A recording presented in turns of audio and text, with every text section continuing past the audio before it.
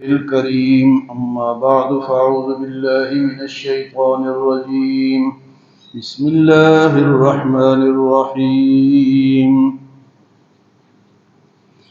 يا معشر الجن والإنس إن استطعتم أن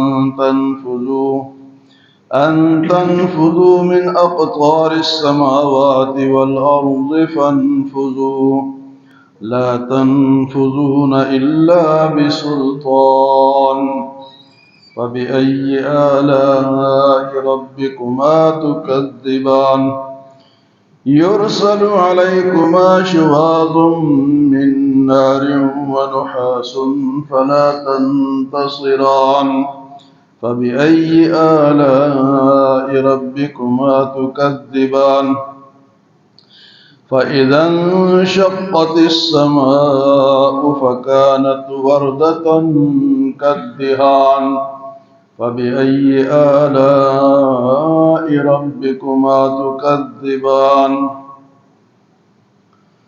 کل کے درس میں اس آیت کا ترجمہ ہم نے سنا کہ اللہ پاک نے فرمایا کہ اے جنوں اور انسانوں کے دو بڑے بڑے گروہوں تمہارے لیے میں فارغ ہونے والا ہوں۔ سنفرغ لکم ایھا الثقلان، تو اللہ تعالیٰ تو فارغ ہے، لیکن اللہ فرماتے ہیں کہ دنیا میں تمہیں موقع مل رہا ہے، ایک جگہ ایسی آئے گی کہ ساری توجہ تمہاری اوپر ہوگی، وہ پھر تم سے سوال و جواب ہوگا۔ سنفرغ لکم ایھا الثقلان، آج انہی دو گروہوں سے کہا گیا ہے، انسانوں سے اور جنات سے، کیونکہ انسان اور جنات ہی کو اللہ پاک نے عقل بھی دی ہے اور مکلف بھی بنایا ہے، اپنے عبادت کے لیے مکلف بنایا ہے کہ تم میری عبادت کرو گے۔ فرمایا یا معشر الجن والانس ان استطعتم ان تنفذوا، اے جنوں اور انسانوں کے گروہوں، ان استطعتم ان تنفذوا من اقطار السماوات والارض، اگر تمہارے اندر کوئی طاقت ہے اور زمین و آسمان کے کناروں سے کہیں بھاگ سکتے ہو، نکل سکتے ہو، من اقطار السماوات والارض، نکل سکتے ہو، بھاگ سکتے ہو، فانفذوا، کر کے دیکھ لو۔ تو یہ کیا ہے جی؟ زمین و آسمان کے جو کنارے ہیں وہاں تک نہ کوئی جا سکتا ہے اور نہ آج تک کوئی گیا ہے اور نہ جا سکتا ہے، الا بسلطان، اگر کسی کے پاس اتنی طاقت ہو تو وہ کر کے دکھائے، الا بسلطان۔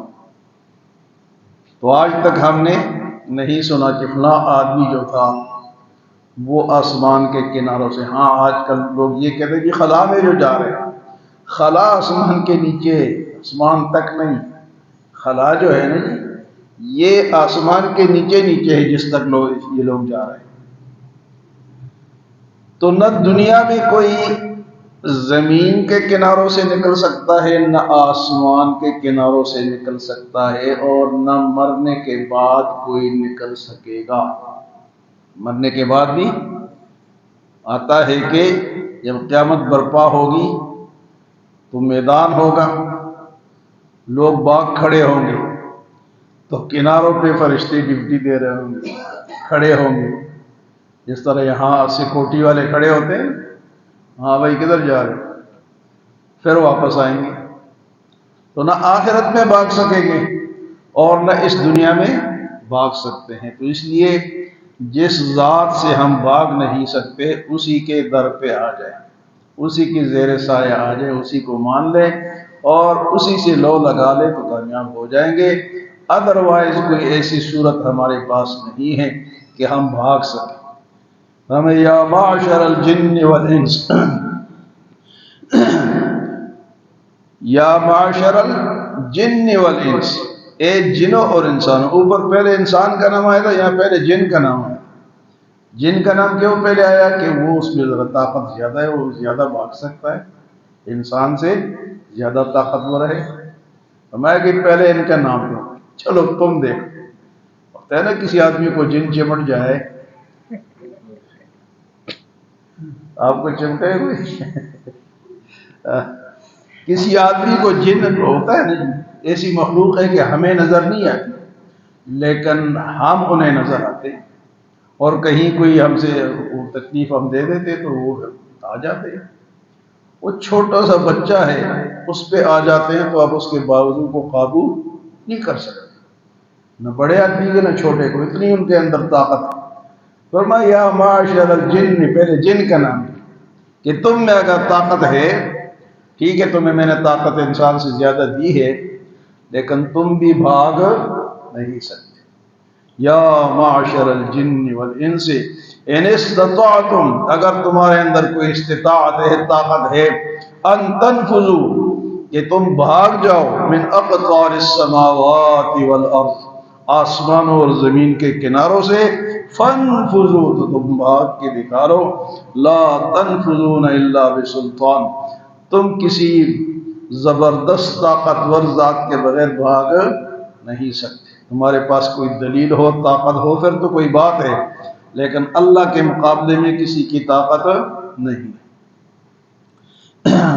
یا آج کل ہم دیکھ رہے ہیں نا، کلاؤڈ برڈ کہتے ہیں، ہاں cloud dust burst, cloud burst, سنے کبھی پہلے؟ ابھی دیکھا ہے؟ یہ اللہ کی طاقت، جہاں جہاں گرا ہے نا، مطلب ایک تو ہوتا ہے نا دریا، پانی جا رہا ہے، ندی ہے، نالا ہے، سمندر ہے، دریا ہے، وہ پانی بارش ہو گئی اور زیادہ آ گیا تو سیلاب ہو گیا، اور سوکھی جگہ پہ وہ پانی گرا ہے اور اس نے جناب ایسے ایسے پتھر اڑائے ہیں کہ انسان کی عقل دنگ رہ جائے، اور ایسے علاقے میں ہوا ہے جہاں ایسے پتھر پہلے کسی نے دیکھے ہی نہیں۔ ہمارا علاقہ ہے، اس میں بھی ایک جگہ ہوا ہے۔ اب ہمارا اپنا جو علاقہ ہے اس میں جو زمین ہے وہ مٹی والی ہے، پتھروں کی ضرورت پہلے ہوتی تھی تو لوگ جا کے توڑ کے لیا، اب وہ پتھر بھی نہیں ملتے کیونکہ لوگوں نے توڑ کے لے گئے، اب پتھر ملتے ہی نہیں، پیسے دو تب بھی نہیں ملتے، لیکن اللہ نے ایسے ایسے پتھر نکال کے پھینکے کہ آپ کیا کہہ سکتے۔ اللہ اتنے طاقت ہے، فرمایا بھاگ کے دکھاؤ، نہیں بھاگ سکتے۔ فَبِأَيِّ آلَاءِ رَبِّكُمَا تُكَذِّبَانِ، بس یہ اللہ کی نعمتیں ہیں، کس کس کو جھٹلاؤ گے۔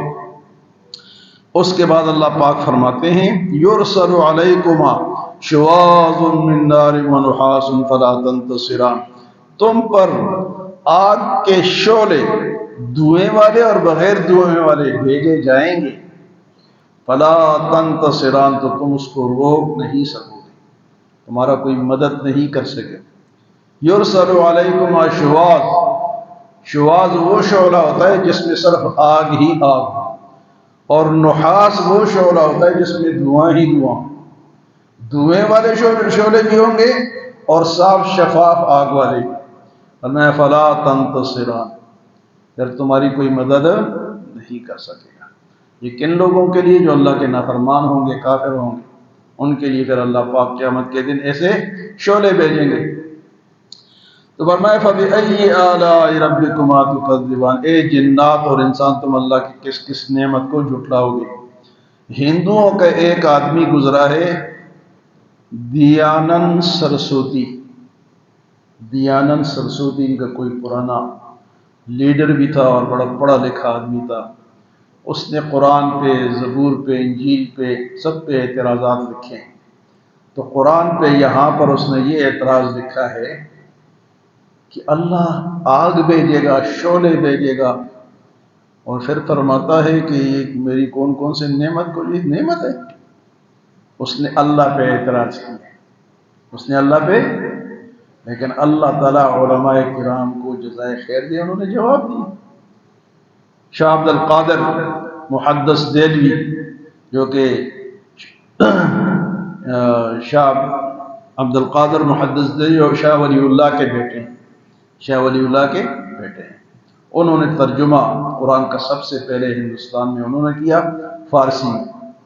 اور علماء فرماتے ہیں کہ اگر ہندوستان میں قرآن نازل ہوتا تو اس زبان میں نازل ہوتا جو شاہ عبد القادر نے لکھی. اتنا زبردست ترجمہ لکھا. تو انہوں نے جواب دیا اس کو، دیانند سرسوتی کو، کہ بھئی یہ تو نعمت اس طرح ہے کہ اللہ اطلاع دے رہا ہے نا کہ بھئی یہ نہ کرو، اطلاع تو میں دے رہا ہوں، تو اطلاع دینا بھی تو نعمت ہے. بھئی آج کل آپ کہتے ہیں کہ زلزلہ آئے گا، پانی آئے گا، بارش آئے گی، اطلاع دے رہے ہیں نا، یہ ادارے دے رہے ہیں نا کہ بھئی اس طرف نہ جاؤ، اس طرف بارش ہونے والی ہے، تو وہ تو ایک نعمت ہو گئی ہے نا. فرمایا یہ اس طرح نعمت ہے، یہ وہ نعمت نہیں کھانے پینے والی، یہ تمہیں اطلاع دی جا رہی ہے کہ غلط کرو گے. اب یہ اعتراض کا جواب آپ کے پاس آ گیا. کیا جواب ہے؟ کہ بھئی اطلاع اللہ دے رہا ہے، تمہیں خبردار کر رہا ہے، تو یہ بھی نعمت ہے. اگر وہ نہ دیتا تو ہمیں کیا پتہ چلتا؟ یہ بھی اللہ کی نعمت ہے. جواب بھی علماء کے پاس ہوتا ہے. اللہ پاک انہیں جزائے خیر جنہوں نے ایسے لوگوں کو ایسے جوابات دیے ہیں.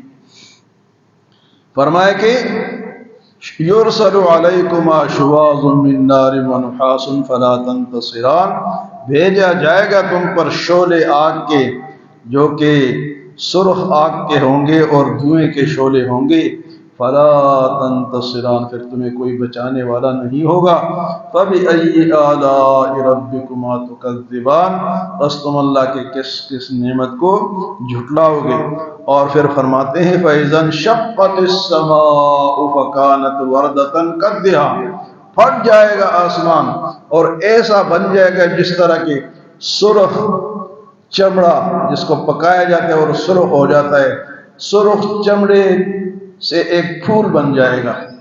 آسمان ایسا پھٹے گا. اور پھٹنا بھی ہم نے آج کل دیکھ لی، جب زمین پھٹ سکتی ہے تو آسمان بھی پھٹ سکتا ہے. پہلے ہماری سمجھ میں یہ بات مشکل سے آتی، لیکن اب آئے گی. فَإِذَا انشَقَّتِ السَّمَاءُ فَكَانَتْ وَرْدَةً كَالدِّهَانِ، سرخ چمڑے کے پھول کی طرح پھٹ کے اس طرح اس کا کلر ہو جائے گا. فرمایا فَبِأَيِّ آلَاءِ رَبِّكُمَا تُكَذِّبَانِ، تم اللہ کے کس نعمت کو جھٹلاؤ گے. اللہ ہمیں عمل اور سمجھ کی توفیق عطا فرمائے.